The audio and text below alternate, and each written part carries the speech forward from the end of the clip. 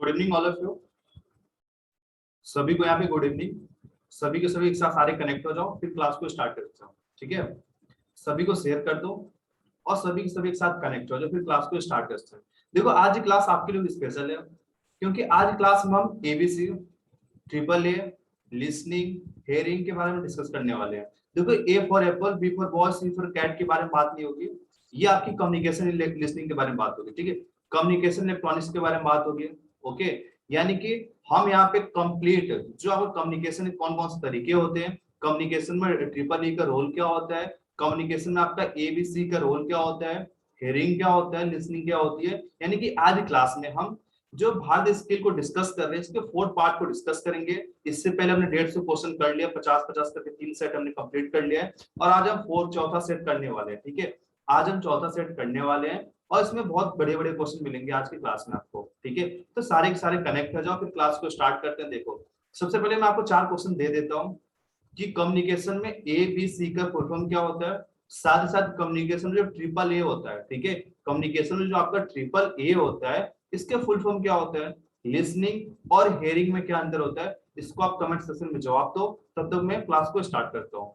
ठीक है, तब तक कुछ बच्चे और कनेक्ट हो जाएंगे, फिर क्लास को स्टार्ट करते हैं। ट्रिपल ए का फुल फॉर्म, एबीसी का फुल फॉर्म क्या होता है, लिसनिंग और हेयरिंग, इसका कमेंट सेक्शन में जवाब दो, फिर क्लास को स्टार्ट करते हैं। आज की क्लास हमारी क्लास नंबर 4 है। इससे पहले क्लास 1, क्लास 2, क्लास 3 अगर देखा नहीं आपने उसको जाओ, उसको देखो, क्योंकि बहुत ही मजेदार क्लास हुई है, क्योंकि उसमें बहुत अच्छे से क्लैरिटी से मैंने आपको समझाया है और आपको मैं इतना बोल सकता हूँ तो आपको समझ में बहुत अच्छे से आ जाएगा वो चीज। ठीक है, आज हम क्लास 4 डिस्कस करेंगे। इसमें करीब 40 से 50 क्वेश्चन करने वाले हैं और मैं देख रहा हूँ कमेंट सेक्शन में अभी भी किसी ने एग्जैक्ट जवाब सही नहीं दिया। ट्रिपल ए का फुल फॉर्म क्या होता है और एबीसी का फुल फॉर्म क्या होता है, लिसनिंग और हेयरिंग में अंतर क्या होता है। ठीक है, चलो आज क्लास को स्टार्ट करते हैं।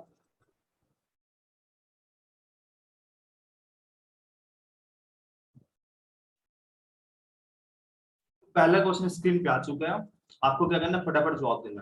देखो मैंने अभी एक चीज बताया आपको कि हेयरिंग, लिसनिंग और ट्रिपल ए का में क्या अंतर होता है, इसलिए पूछा था क्योंकि आज का पहला क्वेश्चन आपके यही है, लिसनिंग। देखो दो चीज होता है आपका, एक लिसनिंग और दूसरा हेयरिंग। दोनों में अंतर क्या होता है, लिसनिंग में क्या होता है कि आप बिल्कुल कॉन्सेंट्रेट करके सामने वाली बात को आप सुन रहे हो, जैसे कि मैं समझा रहा हूँ, बहुत से बच्चों को क्या होगा कि बिल्कुल फोकस करके मेरी बातों को सुन रहे होंगे और समझ रहे होंगे, अंडरस्टैंड कर रहे होंगे। ठीक है, पर कुछ बच्चे ऐसे होंगे जो देख रहे होंगे मेरे बैकग्राउंड में क्या लगा हुआ है, बैकग्राउंड में क्या आवाजें आ रही है, अगर उनसे आपस में कोई बात करा तो उनके बात को भी सुन रहे होंगे और मेरे बात को भी सुन रहे होंगे वो। ठीक है, तो जो आप एक से ज्यादा एक्टिविटी करके चीजों को सुनने लगते हो ना, वो आपका हेयरिंग में चला जाता है। लिसनिंग में क्या करते हो, बिल्कुल फोकस करके क्या करते हो, बिल्कुल फोकस करके सामने वाले की बात को सुनते हो और उसको क्या करते हो, अंडरस्टैंड करते हो, उसको चीजों को समझते हो। तो ये होता है आपका लिसनिंग। हेयरिंग मैंने आपको बता दिया। इसके अलावा इसका पहले मैं जवाब दे देता हूँ, फिर मैं आपको आगे डिस्कस करता हूँ। इसका हो जाएगा आपका ऑप्शन नंबर बी, यानी कि आप मैसेज को क्या करते हो, अच्छे से अंडरस्टैंड करते हो। ठीक है, आप क्या करते हो, उसके मैसेज को अच्छे से सुनते हो और अंडरस्टैंड करते हो, ये हो गया आपका एक्टिव लिसनिंग। ठीक है, ये क्या हो जाएगा आपका एक्टिव लिसनिंग। क्लियर है। अब मैंने एक क्वेश्चन और किया था आपसे, ट्रिपल ए। ठीक है, ट्रिपल ए, तो ट्रिपल ए के बारे में बात करते हैं। सबसे पहले ट्रिपल ए में क्या होता है, देखो सबसे पहले होता है आपका एटीट्यूड। ठीक है, क्या होता है, एटीट्यूड होता है। दूसरे नंबर पे क्या होता है आपका, ठीक है, एटीट्यूड हो गया। फटाफट बताओ कमेंट सेक्शन में। तो लिसनिंग में 3 चीज था। ठीक है, एक हो गया आपका, 3 मेन फैक्टर बोल सकते हैं इसको, 3 बेसिक कॉन्सेप्ट बोल सकते हैं ट्रिपल ए यूज करते हैं। ठीक है, पहला हो गया आपका एटीट्यूड, दूसरा हो गया अटेंशन और तीसरा होता है आपका एडजस्टमेंट। देखो एटीट्यूड, अगर क्लास में पढ़ाया जा रहा हो, अगर आपका बिहेवियर क्लास में जो पढ़ाया जा रहा है उससे अगर मैच नहीं हो रहा है, अगर अपना एटीट्यूड दिखा रहे हो, पॉजिटिव नहीं नेगेटिव दिखा रहे हो, क्लास को डिस्टर्ब कर रहे हो, बाकी बच्चों को परेशान कर रहे हो, अगर आपका वहां पे एटीट्यूड बेस्ट नहीं है तो आपकी लिसनिंग अच्छे से सुन नहीं पाओगे। ठीक है, दूसरा क्या, अटेंशन। लिसनिंग में अटेंशन का होना बहुत जरूरी है। अगर आप बातों को ध्यान से सुनोगे ना अटेंशन के साथ, तो आपको अच्छे से अंडरस्टैंड कर पाओगे, अच्छे से उसको सुन पाओगे। और तीसरा होता है एडजस्टमेंट। अगर चीजों को एडजस्ट करोगे, जैसे कि मैं आपको पढ़ा रहा हूँ, मेरे बैकग्राउंड में कैसी आवाजें आ रही है, क्या हो रहा है, मैं आपको क्या बोल रहा हूँ, आप मेरी बातों को अच्छे समझ रहे हो नहीं कर रहे हो। ठीक है, यानी कि आप मेरे साथ अपने मुझे आप क्या कर रहे हो, मेरे साथ मेरी बातों को एडजस्ट कर रहे हो और मैं आपके साथ कर रहा हूँ, यानी कि जब सुनने में एक दूसरे को सपोर्ट करते हैं, मैं आपको सपोर्ट कर रहा हूँ, आप मुझे सपोर्ट कर रहे हो, यानी क्या हो रहा है, हम एक दूसरे को एडजस्ट करके क्या कर रहे हैं, चल चीजों को सुन रहे हैं, ठीक है, तो ये हो जाएगा एडजस्टमेंट। तो लिसनिंग में 3 कॉन्सेप्ट हमें यूज करना होता है ट्रिपल ए का, अटेंशन, एटीट्यूड और एडजस्टमेंट। अगर ठीक से ट्रेनेज और स्टूडेंट, ट्रेनेज और एक तरह से ट्रेनर हो गया, एक तरह से इंस्ट्रक्टर के बीच में अगर उनके बीच में एडजस्टमेंट सही से नहीं है तो लिसनिंग में प्रॉब्लम होता है, टीचिंग में भी प्रॉब्लम होता है। तो ट्रिपल ये हो गया आपको। अब मैंने पूछा था आपसे एबीसी के बारे में, एबीसी का क्या होता है, तो ए से क्या होता है आपका एटीट्यूड, बी से क्या होता है बिहेवियर, और सी से होता है आपका कम्युनिकेशन। दोबारा बताता हूँ, ए से होता है आपका एटीट्यूड, बी से होता है बिहेवियर और सी से होता है कम्युनिकेशन। यानी कम्युनिकेशन में आपका क्या होता है बिहेवियर, जो आपका बिहेवियर है उसका भी पता चलता है कम्युनिकेशन से, साथ ही साथ कि अगर एटीट्यूड को आप एडजस्ट करके चलते हो तो आपकी जो कम्युनिकेशन है बिल्कुल बेस्ट होती है। क्लियर हो गया? आगे देखते हैं, अगले क्वेश्चन पे चलते हैं।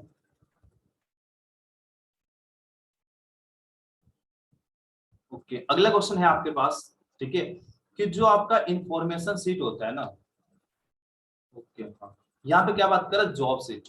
जॉब सीट जो होता है, देखो जॉब सीट जो आपको पता होना चाहिए कौन कौन सी सीट होता है, सीट कौन बनाता है आपको, कमेंट सेक्शन में मैसेज करो कि जो सीटें हैं ये कौन बनाता है आपको। तो जो जितनी भी सीट है ये सब के सब आपका इंस्ट्रक्टर बनाता है, ये आपकी लर्निंग मटेरियल होती है। बाकी जो लेसन प्लान, डेमो प्लान जो होते हैं ये आपके टीचिंग मटेरियल होते हैं। ओके, क्लियर है यहाँ पे? तो यहाँ पे क्या कह रहा है, जो आपका जॉब सीट है उसके अंदर कौन कौन से इन्फॉर्मेशन, उसके अंदर जानकारी उसके अंदर होना चाहिए आपको, ठीक है। तो आप जो काम कर रहे हो यहाँ पे देखो, जो आप परफॉर्म कर रहे हो तो उसको परफॉर्म करने के लिए कितना टाइम टेकन लग रहा हो, कितना समय ले रहे हो, तो भी उसकी चीज क्या होता है, मेंशन होता है। साथ ही साथ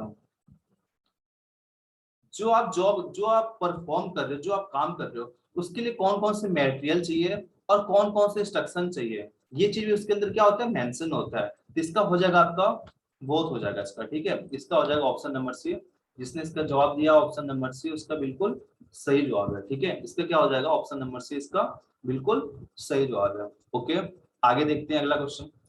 अगर आपको सेशन अच्छा लग रहा है, क्लास अच्छी लग रही है तो फटाफट सभी को लाइक कर दो और शेयर भी कर दो। अगला क्वेश्चन ये आपका, जो आपका एक्सपेरिमेंट सीट होता है, ठीक है, देखो अगर लेसन प्लान आप प्रेजेंट कर रहे हो, अगर आपके पास ऑपरेशन सीट नहीं है, ठीक है, अगर आपके पास ऑपरेशन सीट नहीं है तो आप वहां पे असाइनमेंट सीट भी यूज कर ले सकते हो। यहाँ पे क्वेश्चन क्या कह रहा है आपका, कि जो आपका एक्सपेरिमेंट सीट होता है, ठीक है, तो कहाँ पे यूज करते हैं, क्या होता है, ठीक है, ऑपरेशन सीट कहाँ पे यूज किया जाता है। आप देखो, जो हमारा एक्सपेरिमेंट सीट होता है ना, तो आपने पता होगा जो आपके इलेक्ट्रिकल वाले और इलेक्ट्रॉनिक्स वाले जो बच्चे होंगे, तो जो वह एक्सपेरिमेंट करते हैं, जो प्रैक्टिकल करते हैं, तो उसको क्या करते हैं, जब भी आपका ट्रेड का प्रैक्टिकल होता है तो उसको क्या करते हैं, एक्सपेरिमेंट सीट पे उसको नोट करते हैं। तो देखो वहां पे क्या होता है, उसमें क्या क्या पता चलता है आपसे, तो आपको ये पता चलता है कि जो आप एक्सपेरिमेंट कर रहे हो उसके ऑब्जेक्टिव क्या है, उसके उद्देश्य क्या है। जैसे आपको 3 मोटर स्टार्ट, जो आपका मान लिया कि जनरेटर को स्टार्ट करने के मेथड हो गया, सिंक्रोनस मोटर को स्टार्ट करने के तरीके कौन कौन से हैं, ठीक है, तो ये सब क्या हो गया, ऑब्जेक्टिव हो गया। तो ऑब्जेक्टिव को भी पता चलता है हमें, साथ ही साथ क्या पता चलता है हमें, साथ ही साथ जो हम एक्सपेरिमेंट कर रहे हैं तो उसको परफॉर्म करने के लिए कौन कौन से इंस्ट्रक्शन हमें देने होते हैं। सब पहले स्टेप में हमें क्या करना होता है, चालू करना होता है या रेजिस्टेंस लगाना होता है, क्या होता है, तो ये चीज भी उसके अंदर मेंशन होता है। इसका क्या हो जाएगा, इसका भी हो जाएगा आपका, बहुत हो जाएगा इसका। क्लियर है? आगे बढ़े, समझ में आ रहा है सभी को? ओके, समझ में आ रहा तो लाइक कर दो, आगे बढ़ते हैं।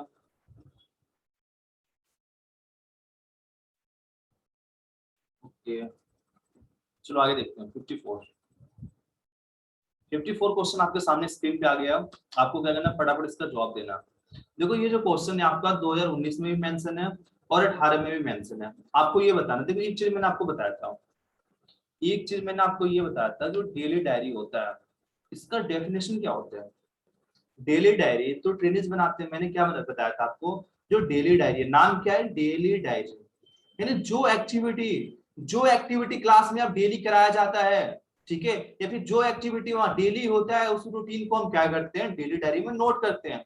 जो एक्टिविटी, जो काम डेली होता है, रोज चेंज होता है, रोज कुछ ना कुछ होता है उसमें चेंज, तो हम उसको क्या करते हैं, डेली डायरी में यूज कर लेते हैं, उसको नोट करते हैं। तो यहाँ पे बताओ इसका क्या हो जाएगा, देखो एक्सपेरिमेंट, ऑप्शन सी एक्सपेरिमेंट तो डेली होगा नहीं आपको, ठीक है।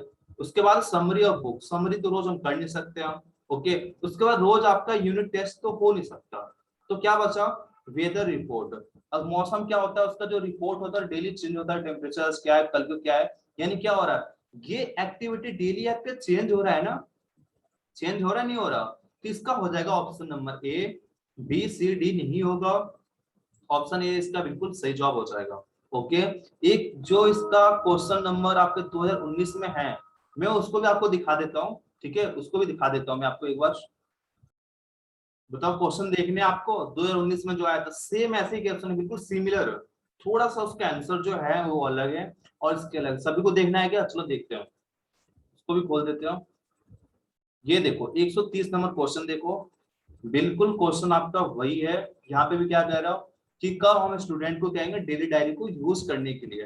तो आप मुझे ये बताओ चारों ऑप्शन में, ठीक है, कौन कौन सा एक्टिविटी आप डेली करोगे, ठीक है, नीचे के जो 3 ऑप्शन है देखो बिल्कुल सिमिलर वही है, कि जो आपका रोज यूनिट टेस्ट होता है इसको रिकॉर्ड करने के लिए, एक्सपेरिमेंट करने के लिए, चाहे बुक का समरी करने के लिए, पर ऑप्शन नंबर ये क्या कह रहा हूँ, ऑप्शन ए ध्यान से देखो क्या कह रहा है आपका, तो ऑप्शन ये समय ये पता चल रहा डे टू डे थ्योरी और प्रैक्टिकल एक्टिविटीज, जो एक्टिविटीज जो है आपकी, चाहे थ्योरी की हो चाहे प्रैक्टिकल की हो, डे टू डे यानी डेली जो हो रहा है उसको हम क्या करते हैं, नोट करते हैं डेली डायरी में। मैंने क्या कहता, जो एक्टिविटी डेली होता है उसको हम क्या करते हैं, डेली डायरी में नोट करते हैं। क्लियर हो गया, आज के बाद कंफ्यूज मत होना, गलती मत करना इसको।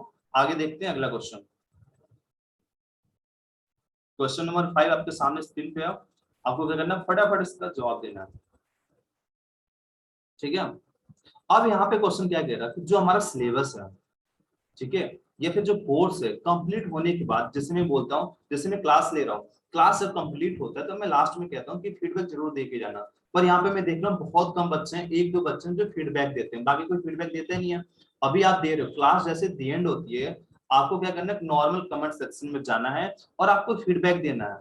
वही क्वेश्चन क्या कर रहा है, जो कोर्स कंप्लीट होता है तो लास्ट में आपसे फीडबैक मांगा जाता है, तो इसकी इंपॉर्टेंट क्या है, क्यों मांगा जाता है आपसे फीडबैक, इसके पीछे रीजन क्या है, आपसे फीडबैक मांगने का मेन पर्पस क्या है, वही पूछ रहा आपसे। तो यहाँ पे ऑप्शन नंबर जिसने जवाब दिया उसका बिल्कुल सही जवाब है, ऑप्शन नंबर ये देख लेते हैं क्या कह रहा है आपसे। तो ऑप्शन नंबर ये कह रहा है, इससे हम ये निर्धारित करते हैं, हम इससे डिटरमाइन ये करते हैं कि जो ट्रेनिंग्स है, जो स्टूडेंट है, वो सेटिस्फाई हुए या फिर नहीं हुए। ओके, ट्रेनिंग से या फिर जो मैंने समझा रहा हूँ, जो मैंने पढ़ाया उससे सेटिस्फाई हुए या नहीं हुए, साथ ही साथ जो जो जो टीचर है उनको अच्छा इन्वायरमेंट में वो ट्रेनिंग दिया या फिर नहीं दिया। ओके, जो टीचर आपके हैं उन्होंने क्या अच्छे इन्वायरमेंट का यूज किया नहीं किया, उसको ट्रेनिंग ट्रेनिंग देने के लिए, सिखाने के लिए। तो इसलिए लास्ट में आपसे फीडबैक मांगा दिया जाता है कि जो कॉन्सेप्ट मैंने यूज किया क्या आपको बढ़िया लगा, इसमें और इंप्लीमेंट कर सकते हैं नहीं कर सकते हैं, तो आपकी फीडबैक के अकॉर्डिंग हम उससे क्या करते हैं, थोड़ा सा इंप्लीमेंट करते हैं। क्लियर हुआ, समझ में आ रहा सभी को। आगे देखते हैं अगला क्वेश्चन। हाँ, ये क्वेश्चन देखो बहुत ही मजेदार क्वेश्चन है, इसको आपको कॉन्सेप्ट समझना पड़ेगा। अगर कॉन्सेप्ट अच्छे से दिमाग में आपने सेट कर लिया तो आप गलती नहीं करोगे। यहाँ पे देखो, यहाँ पे क्या है कि विद क्लासरूम अरेंजमेंट। ओके, यहाँ पे देखो किसके बारे में बात हुई, क्लासरूम को हम एक तरह से अरेंजमेंट करना चाहते हैं, हम चाहते हैं क्लासरूम क्या हो, बिल्कुल मोस्ट इफेक्टिव तरीके से हो। ओके, पर क्लास कैसी क्लास हो रही है, वहां पे एक चीज तुम्हें पता होना चाहिए ना, क्लासरूम तो है पर क्लासरूम कैसा है, लेक्चर के फॉर्म में हो रहा है, वहां पे प्रैक्टिकल चल रहा है या फिर ग्रुप डिस्कशन चल रहा है, चाहे क्या चल रहा है वहां पे। ओके, ये चीज अगर हमें पता चल गया तो इजीली तरीके से जवाब दे सकते हैं। तो यहाँ पे क्या हो रहा है, जो क्लासरूम है कैसा है आपका, वो लेक्चर फॉर्म में है, आपका वहां पे क्या हो रहा है, लेक्चर हो रहा है। तो सिंपल सी बात है, जब लेक्चर मोड में होता है, जब क्लास में आपको पढ़ाया जाता है, तो जब भी आपका लेक्चर लिया जाता है तो आपको सीटिंग अरेंजमेंट कैसा होता है, आपको कैसा बैठाया जाता है, रो एंड कॉलम में तो बैठाया जाता है, आपको कैसे बैठाया जाता है, रो एंड कॉलम में बैठाया जाता है। तो इसका हो जाएगा आपका ऑप्शन नंबर डी हो जाएगा, क्या हो जाएगा, ऑप्शन नंबर डी, यानी कि रो एंड कॉलम में पढ़ाया, उसमें आपको बैठाया जाता है क्लास को अच्छे से अरेंजमेंट करने के लिए। अगर आपसे यहाँ पे ये पूछता हूँ, जो यहाँ पे लिखा हुआ है लेक्चर मोड, अगर यहाँ पे मैं लिख दूं ग्रुप वर्क, अगर मैं यहाँ पे लिख दूं क्या, ग्रुप में आपका वर्क कराया जाए, तो कैसे रहोगे आप, तब वहां पे क्लस्टर के फॉर्म में रहोगे।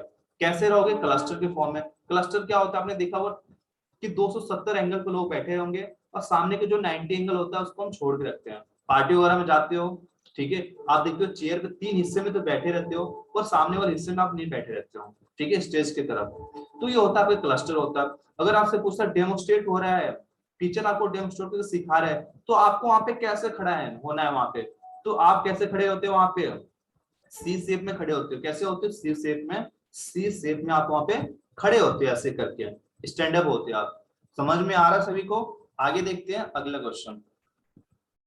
हाँ, अगला क्वेश्चन देखो, यहाँ पे बहुत ही मजेदार क्वेश्चन है। क्वेश्चन क्या कह रहा, जब आपके काउंसलिंग का जो प्रोसेस होता है ना, जब काउंसलिंग का प्रोसेस होता है, ओके, मान लिया अगर आपका काउंसलिंग हो रहा है, तो आपके काउंसलिंग करने से पहले जो होता है, ओके हाँ, अगर आपकी काउंसलिंग हो रही है तो मुझे आपके बारे में कुछ जानना है, तो मैं कैसे जानूंगा ये बताओ? मुझे आपके बारे में कुछ पता करना है, क्योंकि आप थोड़ा सा उस टाइम डिस्टर्ब रहोगे, तो आपसे मैं डायरेक्ट जानकारी तो प्राप्त नहीं कर पाऊंगा ना। तो मैं क्या करना होगा मुझे, कि उसी से पूछ रहा कि काउंसलिंग करने से पहले, ठीक है, आपके बारे में कुछ जानना हो, पूछना हो, तो किससे हम कैसे पता करेंगे? आप तो हम पता किससे करेंगे, आपके पेरेंट्स से, चाहे आपकी जो दोस्त हैं, जो आपके फ्रेंड्स हैं, उनसे हम क्या करेंगे, एक तरह से इनका इंटरव्यू लेंगे, उनसे पूछेंगे आपके बारे में कि क्या हुआ, कैसे प्रॉब्लम हुआ, ये चीज डिस्टर्ब जो है कब से है, क्या है। तो कैसे पता करेंगे, आपके फ्रेंड से, चाहे आपके फैमिली मेंबर से। क्लियर है? समझ में आ रहा सभी को? आगे देखते हैं अगला क्वेश्चन। ओके हाँ, यहाँ पे देखते हैं अगला क्वेश्चन क्या है आपको। जो काउंसलिंग है, काउंसलिंग के हमारे 4 स्टेप होते हैं। कितने स्टेप होते हैं? 4 स्टेप होते हैं। कौन कौन से होते हैं वही इसके बारे में बात कर रहे हैं, कौन कौन से होते हैं। अभी मैंने क्या बताया कि पहले स्टेप में हम क्या करते हैं, जो हमारे पेरेंट्स होते हैं, जो दोस्त होते हैं, उनसे हम रिलेशनशिप बिल्डअप करते हैं, उनसे दोस्ती अपनाते हैं, उनसे पूछते हैं क्या दिक्कत है, क्या नहीं है। उसके बाद हम उससे, जो मरीज होता है, जो क्लाइंट होते हैं, जो काउंसलिंग होते हैं, उससे मिलते हैं हम। तो सबसे पहले हम क्या करते हैं, उनसे, हम उनसे रिलेशनशिप बिल्डअप करते हैं, ठीक है, हम उनसे क्या करते हैं, रिलेशनशिप बिल्डअप करते हैं। और उसके बाद हम क्या करते हैं, उनका असेसमेंट करते हैं, हम क्या करते हैं, उनका आंकलन करते हैं, हम क्या करते हैं, उनका मूल्यांकन करते हैं, क्या चीज है, क्या चीज नहीं है। उसके बाद क्या करते हैं, हम स्टेब्लिश करते हैं उनके दिन में, एक तरह से क्या करते हैं, हम गोल को सेट कर देते हैं, ठीक है, हम क्या करते हैं, गोल को सेट कर देते हैं कि ये चीज आपको करना है, थोड़ा सा आप सही हो जाओगे, चाहे आप क्लियरिटी सही हो जाओगे। उसके बाद क्या करते हैं हम, उसके बाद हम उसको डेवलप करते हैं, और डेवलप करने के बाद हम क्या करते हैं, उनको, एक मिनट, हाँ, हम उनपे एक्शन प्लान करते हैं, यानी कि डेवलपिंग करने के साथ साथ उनको एक्शन लेते हैं कि ये चीज है, एक चीज नहीं है। हाँ, एक चीज आपको ध्यान रखना है, बिल्कुल क्या रखना है, कि जो काउंसलर है कभी भी डिसीजन नहीं लेता हो, आपको राय देगा, आपको चीज करने के लिए करेगा, पर कभी भी डिसीजन जो होता है वो कभी काउंसलर का नहीं होता। डिसीजन किसका होता है? काउंसलिंग का होता है। किसका होता है? काउंसलिंग का डिसीजन होता है, काउंसलर का डिसीजन नहीं होता है। काउंसलर आपको बताएगा ये चीज करना है, ये चीज करना है, ये चीज करना, पर जो डिसीजन है, जो डिसीजन लेना है, वो आपको करेगा, आपको इतने लायक बना देगा कि आपके लिए क्या सही है, क्या गलत है, आपको डिसाइड कर सकते हो। क्लियर हुआ? आगे बढ़े, चलो आगे देखते हैं।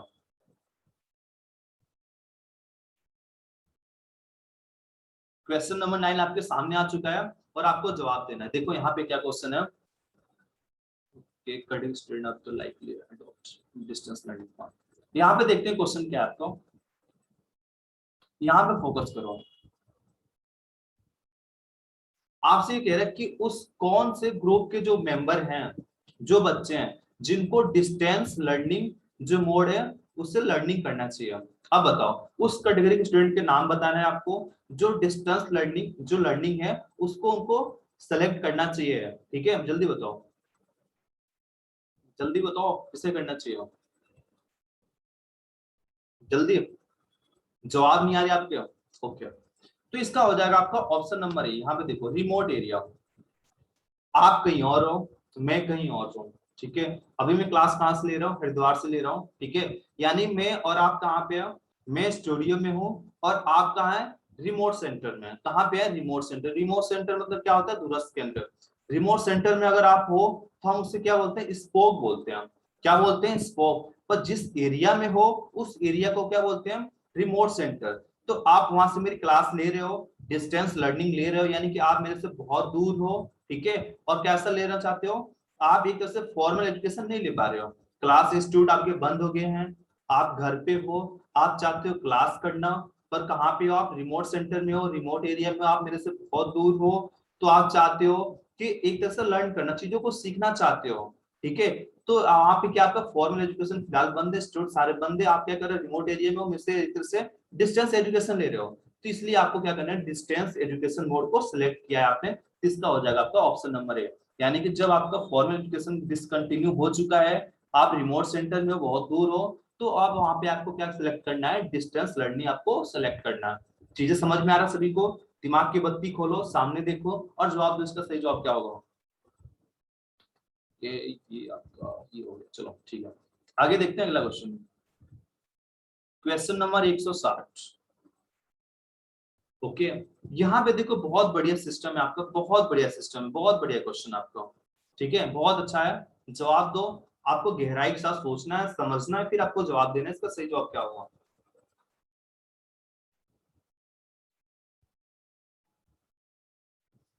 आपसे क्या पूछ रहा है, आपसे कि चार आपके सामने मेथड दिए हैं, क्वेश्चन ऑप्शन दिया हुआ है, आपसे ये पूछ रहा है इनमें से कौन सा आपका लर्निंग एक्टिविटी का एक सही सीक्वेंस है। आपसे क्या पूछ रहा है, इनमें से कौन सा लर्निंग एक्टिविटी का एक सही सीक्वेंस है जो लर्निंग करने के लिए, चाहे सीखने के लिए, ठीक है, ठीक है, क्या करने के लिए, सीखने के लिए आपके जो परफॉर्मेंस है, ठीक है, आपकी परफॉर्मेंस को इंप्रूवमेंट करेगा। आपको ये बताना है ऐसी कौन सी लर्निंग एक्टिविटीज है कि क्या एक सही सीक्वेंस है जो आपको क्या करेगा, लर्निंग को सीखने के लिए, इंप्रूवमेंट करने के लिए आपको क्या करेगा, परफॉर्मेंस के लिए सही रहेगा, बेस्ट रहेगा। समझ में आ रहा है आपको? देखो, आपसे ये पूछता हूँ कि आपको एक टेक्निक के बारे में नाम बताना है, वो टेक्निक कौन सी है भाई, जिससे आप प्रॉपर सीक्वेंस में सीखो, जिससे क्या हो कि आपकी परफॉर्मेंस क्या हो, इंप्रूव हो। तो आपको सेलेक्ट करना है ना कि आपको क्या करना है, क्या नहीं करना। तो बहुत से बच्चे लर्निंग के साथ जा रहे हैं, बहुत से बच्चे लर्निंग पथ के साथ जाएंगे, तो इसका हो जाएगा आपका ऑप्शन नंबर ए, ठीक है, ऑप्शन नंबर ए हो जाएगा लर्निंग पाथ्स, ठीक है, लर्निंग मार्ग। देखो लर्निंग में क्या है, ये मेथड है, आपको सेलेक्ट करना है लर्निंग पाथ में, यानी लर्निंग माध्यम के, कि आप कौन से माध्यम से आप चीजों को पढ़ना चाहते हो। आप ई लर्निंग के थ्रू पढ़ना चाहते हो, आप लाइव क्लास लेना चाहते हो, या फिर एक तरह से वहां पे फॉर्मल एजुकेशन लेना चाहते हो, इनफॉर्मल एजुकेशन लेना चाहते हो, कैसे लेना चाहते हो, यानी कि लर्निंग के पाथ एक आप सेलेक्ट करोगे, वहां के जो अंदर मेथड होते हैं उस मेथड को सिलेक्ट करोगे, यानी कि सही क्या हो जाएगा इसका ऑप्शन ये, लर्निंग पाथ्स क्या हो जाएगा आपका, जो आपका शिक्षक के जो मार्ग है इसमें आपके मेथड होते हैं, कौन सा सिलेक्ट करना चाहते हो, इसके अंदर आपका ई लर्निंग आ जाएगा, फॉर्मल एजुकेशन आ जाएगा, और बहुत से हैं, ठीक है। तो क्या हो जाएगा ऑप्शन नंबर, ये मेथड है, इसके अंदर कौन कौन से तरीके आएंगे। ओके, आगे देखते हैं। क्वेश्चन नंबर आज का 11वां है, यानी कि 161 क्वेश्चन नंबर है। आपको बताना है इनमें से कौन सा आपका एंटरप्रेन्योरशिप का हाँ एडवांटेज है, बेनिफिट्स के बारे में बता रहा है यहाँ पे, ठीक है, कि एंटरप्रेन्योरशिप का कौन सा यहाँ पे बेनिफिट्स के बारे में बताना है आपको, ठीक है। तो जो आपका एंटरप्रेन्योरशिप होता है ना, ये आपके तीन शब्द से मिलके बने होते हैं, ठीक है, इनमें तीन शब्द होता है आपका, एक होता है आपका एंटरप्रेन्योर, एक होता है आपका एंटरप्राइज, और एक होता है एंटरप्रेन्योरशिप। एंटरप्रेन्योर कौन सा होता है, जो बिजनेस को स्टार्ट करता है। दूसरा कौन होता है आपका, दूसरा होता है आपका इंटरप्राइज। इंटरप्राइज क्या होता है, जिसपे आप काम कर रहे हो, ठीक है, इंटरप्राइज क्या होता है जिसपे आप काम कर रहे हो। और इंटरप्रेन्योरशिप क्या होता है, इंटरप्रेन्योरशिप होते ही एक्शन होता है, जिसमें बोलते हैं एक्शन हो गया, या फिर हम क्या बोलते हैं प्रोसेस। इंटरप्रेन्योरशिप क्या होता है, एक प्रोसेस होता है। इंटरप्रेन्योर क्या होता है, पर्सन होता है। और इंटरप्राइज क्या होता है, ऑब्जेक्ट होता है। क्या होता है, ऑब्जेक्ट होता है। तो आपसे क्वेश्चन पूछ लेता है इंटरप्रेन्योरशिप क्या एक्टिविटी या फिर एक्शन। समझ में आ रहा है सभी को? तो यहाँ पे पूछ रहा है आपका इंटरप्रेन्योरशिप शब्द है आपका, इससे क्या बेनिफिट्स है। ओके, इंटरप्रेन्योरशिप से क्या बेनिफिट है, ऑप्शन ए ऑप्शन बी आपको दिख रहा, सी और डी नहीं दिख रहा। चलो मैं यहाँ पे इसको ऊपर कर देता हूँ। हाँ, अब आपको दिख रहा होगा ऑप्शन डी और सी भी दिख रहा होगा यहाँ पे, ठीक है। तो इसका सही जवाब क्या हो जाएगा, इसका हो जाएगा आपका,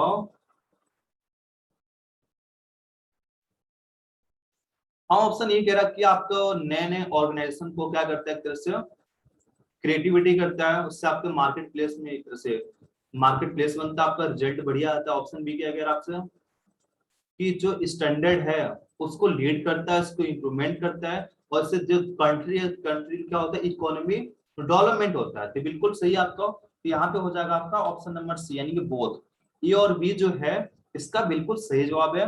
आगे देखते हैं अगला क्वेश्चन। ओके, यहाँ पे किसके बारे में बात हो रही है? प्रधानमंत्री मुद्रा योजना। ठीक है, यहाँ पे बात हो रही है प्रधानमंत्री मुद्रा योजना के बारे में कि इसके लिए कौन सा सही है। तो प्रधानमंत्री मुद्रा योजना क्या मतलब है? आपके जो शहर है वहां पे एंटरप्रेन्योर को बढ़ावा देना, उसके लिए क्या करना है कि आपको लोन प्रोवाइड करना है। लोन कितना मिलता है? अप टू 10 लाख तक।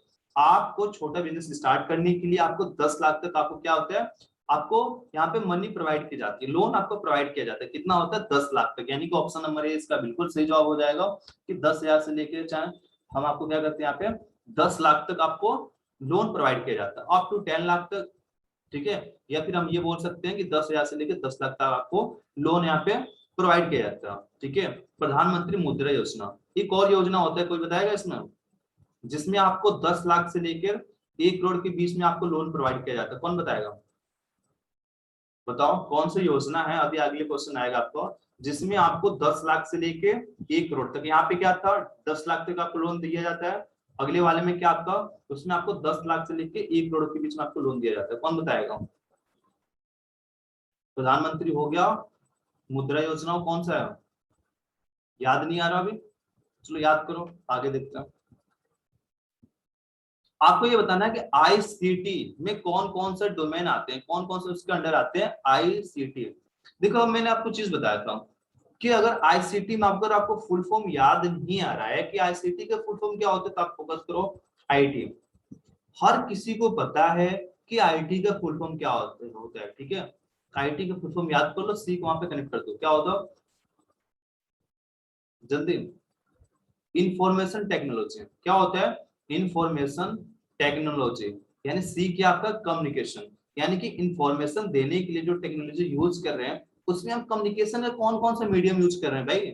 इंफॉर्मेशन टेक्नोलॉजी में कम्युनिकेशन करने के लिए जो जो हम टेक्नोलॉजी यूज कर रहे हैं उसको हम इसमें कंसिडर करेंगे। तो सी क्या है आपका? कम्युनिकेशन। यहाँ पे तो कम्युनिकेशन के लिए हम रेडियो यूज कर लेते हैं, टीवी यूज करते हैं, इंटरनेट यूज करते हैं, मोबाइल यूज करते हैं। यानी क्या हो जाएगा आपका?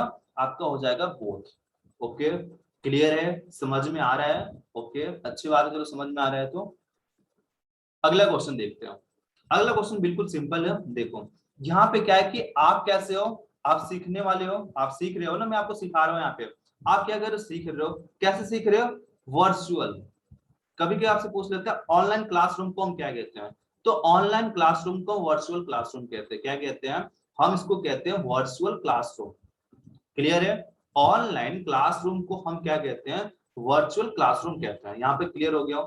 जब आप वर्चुअल हो, ठीक है, और क्या हो रहा है यहाँ पे देखो, वर्चुअल हो और ई लर्निंग, एक ही चीज समझते चलो। यहाँ पे मैं एक ही चीज क्लियर करता चलता हूँ। ई लर्निंग में आप क्या कर रहे हो? सेम टाइम पे यहाँ पे देखो, यहाँ पे देखते जाओ, एक ही चीज समझते जाओ। क्वेश्चन क्या कर रहा हूं कि जब आप वर्चुअल होते हो और सेम टाइम पर क्या करते हो आप? लर्नर और ट्रेनिंग के बीच में, लर्नर और जो टीचर उनके बीच में क्या होता है? कम्युनिकेशन नहीं हो पाता है, ई लर्निंग नहीं हो पाती है। एक साथ क्या होता है? सेम टाइम पर दोनों क्या कर रहे हैं? ई लर्निंग उनके बीच में नहीं हो पा रहा, बातें नहीं हो पा रही, पढ़ाई नहीं हो पा रही। तो इस टाइप की लर्निंग को आप क्या कहोगे? तो मैंने क्या बताया था, जब सेम टाइम पे ई लर्निंग नहीं हो पाती, दोनों जब ऑनलाइन नहीं होते, एक साथ नहीं होते, कम्युनिकेशन नहीं हो पाता है, तो उस टाइप के लर्निंग को, डीएलपी को हम क्या कहते हैं? एसिंक्रोनस कहते हैं। क्या कहते हैं? एसिंक्रोनस कहते हैं। जबकि सेम टाइम पे हो, दोनों ऑनलाइन हो, जैसे हम और आप ऑनलाइन है, तो क्या है आपका? सिंक्रोनस लर्निंग हो गया। ठीक है, अगर मैं ऑनलाइन आया, वीडियो बनाया, अपलोड कर दिया, आपने देखा, मैसेज किया, मैं 2 दिन बाद आपको रिप्लाई कर रहा हूं, तो क्या है आपका? वो आपका है एसिंक्रोनस है। ठीक है, सेम टाइम पे दोनों ऑनलाइन है तो क्या हो जाएगा? सिंक्रोनस हो जाएगा। ठीक है, क्लियर हुआ? समझ में आ रहा है नहीं आ रहा है ये बताओ मुझे। आ रहा है ना सभी को? देखो इलेक्ट्रिकल वाले तो गलती नहीं करेंगे, जो इलेक्ट्रिकल के जो बच्चे हैं, इलेक्ट्रॉनिक्स के बच्चे हैं, देखो 2 मशीनें होती है इलेक्ट्रिकल में। एक होता है सिंक्रोनस मशीन और एक होता है आपका सिंक्रोनस, एक होता है आपका इंडक्शन मशीन। सिंक्रोनस मशीन क्या होता है? जो कांस्टेंट स्पीड पे चलता है, 3000 है तो 3000 पे चलेगा, 1500 है तो 1500 पे चलेगा। पर अगर स्पीड को इसके थोड़ा सा अगर कम कर दिया जाए, यानी 3000 जो है 2950 पे चले, जो 1500 है 1450 पे चले, यानी कि उसकी स्पीड को हमने सिंक्रोनस नहीं रखा, थोड़ा सा कम कर दिया, तो उस टाइप के मशीन को बोलते हैं इंडक्शन मशीन बोलते हैं, ठीक है। उसको क्या बोलते हैं, 3 फेज इंडक्शन मोटर का मशीन बोलते हैं। तो क्या हुआ, सिंक्रोनस नहीं रहा, वो अपनी स्पीड से थोड़ा सा कम चल रहा है, तो क्या आपका असिंक्रोनस है। जो इंडक्शन मशीन है क्या हो जाएगा, एसिंक्रोनस। और दूसरी वाली जो कांस्टेंट स्पीड हो क्या बोलते हैं, सिंक्रोनस मशीन। यहाँ पे दो चीज आपको ये भी क्लियर होगी, आगे देखते हैं। देखो ये तो बहुत सिंपल है यार, ये क्वेश्चन बहुत ही सिंपल है और यहाँ पे गलती नहीं होनी चाहिए। अगर बेटा यहाँ पे किसी की गलती हुआ ना, तो उसका तो भगवान ही मालिक है। भगवान मालिक है, सही करोगे फटाफट बताओ। तो यहाँ पे गलती आपको नहीं करना है। एनएसक्यूएफ का फुल फॉर्म पूछ रहा है, तो इसका क्या हो जाएगा, national scale qualification framework. ITI में आपका कौन सा लेवल होता है, 5 लेवल होता है, जबकि एनएसटीआई में कौन सा लेवल होता है, 6 लेवल होता है। आपके क्वालिफिकेशन के अकॉर्डिंग आपको एक लेवल का फ्रेमवर्क दिया जाता है कि आईटीआई के लिए ये लेवल होगा, सीटीआई के लिए ये होगा, आगे के लिए ये होगा। क्लियर है, आगे बढ़ते हैं और अगला क्वेश्चन देखते हैं। देखो अगला क्वेश्चन आ चुका है आपको। दो चीज मैंने बताया था आपको, एक होता है आपका वेकेशनल एजुकेशन और एक होता है आपका वेकेशनल ट्रेनिंग। दोनों में अंतर क्या है, आपसे ये पूछ रहा है कि दोनों में अंतर क्या है। जो आपका वेकेशनल एजुकेशन है इसमें आपको पढ़ाया जाता है और ट्रेनिंग में आपको सिखाया जाता है। जल्दी बताओ इसका सही जवाब क्या हो जाएगा। तो यहाँ पे मैं देख रहा हूँ जवाब आपके आने स्टार्ट हो गया, यानी क्या हो जाएगा इसका, ऑप्शन नंबर ए हो जाएगा। वेकेशनल जो ट्रेनिंग है इसका जो मेन फोकस होता है किस पे होता है, जॉब ओरिएंटेड पे होता है। जॉब आपको कैसे डेवलप किया जाए, आपके अंदर कैसे स्किल को डेवलप किया जाए कि आपके अंदर एक तरह से जॉब आपको मिल जाए। इसका जो मेन फोकस होता है किस पे होता है, जॉब पे होता है। किस पे होता है, जॉब पे केंद्रित होता है। क्लियर है, आगे बढ़े, चलो आगे बढ़ते हैं। ओके, हाँ चलो कोई ना, इसका जवाब तो फटाक से क्या होगा, 67 आपके सामने है। आपको ये बताना है विशेषताएं यार, विशेषताएं के बारे में पूछ रहा हूँ, कैरेक्टरिस्टिक के बारे में पूछ रहा है कि एक इंस्ट्रक्टर है वो कॉलेज के इंस्टीट्यूट को लीड करेगा तो उसकी कौन सी विशेषताएं होनी चाहिए। एक इंस्ट्रक्टर है कॉलेज को लीड करने वाला है वो, तो उसके अंदर कौन सी विशेषताएं होगी जिससे लीड करेगा वो, तो उस पर ट्रस्ट होना चाहिए। उस पर क्या होना चाहिए, ट्रस्ट होना चाहिए। अगर ट्रस्ट है तो लीडर करेगा, लीडर बनेगा, लीड करेगा, नहीं तो फिर सहानुभूति अलग चीज होगी यार। ऑनेस्ट का मतलब ईमानदार है, ईमानदार है वो अलग चीज हुआ। ट्रस्ट, उस पर अगर ट्रस्ट आप कर रहे हो तभी तो उसको बिल्डअप करेगा, आगे लेके चलेगा। जैसे आप नेता सिलेक्ट करते हो ना, नेता सिलेक्ट करते हो तो ऑनेस्ट पे उतना नहीं करते हो, आप उस पर ट्रस्ट विश्वास दिलाते हो कि मोदी साहब ये करेंगे, ठीक है, ये बाकी नेता ये नहीं कर पाएंगे, ये करेंगे। आप उनको विश्वास दिलाते हो, विश्वास रखते हो, तभी तो उनको चुनाव करते हो, आप सिलेक्शन करते हो। ऑनेस्ट तो देख नहीं पाते हो, ऑनेस्ट कैसे देखोगे उनका यार। ट्रस्ट करते हो तभी तो बनाते हो उनको लीडर। आगे देखते हो, ये क्वेश्चन देखो यार, बहुत ही मजेदार क्वेश्चन है, बहुत ही मजेदार। अडलसेंस एज, अडलसेंस एज जो होता है उसमें स्टूडेंट क्या यूज करता है। अभी आप अडलसेंस नहीं हो, ठीक है, अडलसेंस में अलग से पार हो चुके हो। मैक्सिमम बच्चे अभी अडल्ट हो चुके हो। अडलसेंस में क्या होता है, आपका 13 से 18 के बीच में आ जाते हो, 19 के बीच में, 13 से 19 के बीच में आप आ जाते हो। जब 19 प्लस करके जाते हो, देखो जब आप स्कूल कॉलेज टाइम में थे तो अडलसेंस में आ रहे थे, आप किशोरावस्था में आ रहे थे, आप 13 से 19 के साल में थे। अब आप आईटीआई सीटीआई में आओगे, यानी कि सिंपल सी बात है, 20 प्लस करके हो गए हो। बहुत से बच्चे नाबालिग होंगे अभी, जो 17-18 साल के होंगे, ओके, तो अडल्ट में नहीं होंगे। तो यहाँ पे क्या करा कि अडल्ट साइंस यूज में कौन सी क्या चीज यूज करते हो, तो यहाँ पे देखो, जो आप चाइल्ड में, जब आप चाइल्डहुड में थे, जब आप 13 साल से छोटे थे, चाइल्डहुड में थे, जो बचपना था आपका, तो जो चीज आपने सीखा था, जैसे आपने सीख लिया वहां पे ABCD 1 2 3 4 plus minus divide multiply, जो चीज आपने सीखा, ओके। इसके अलावा जो आपने बिहेवियर में सीखा, गुड मॉर्निंग किसे करना है, गुड इवनिंग किसे करना है, घर वालों को कैसे सम्मान देना है, जब झगड़ा होता है वहां पर गाली गलौज कैसे करना चाहिए, और वो बहुत सी चीजें हैं जो आपने बचपन में सीखा। जब आप अडल्ट हो गए,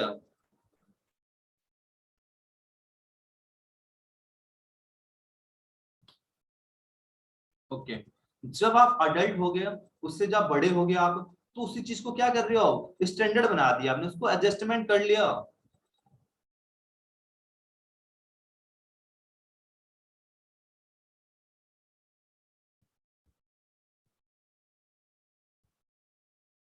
आंसर ये होगा।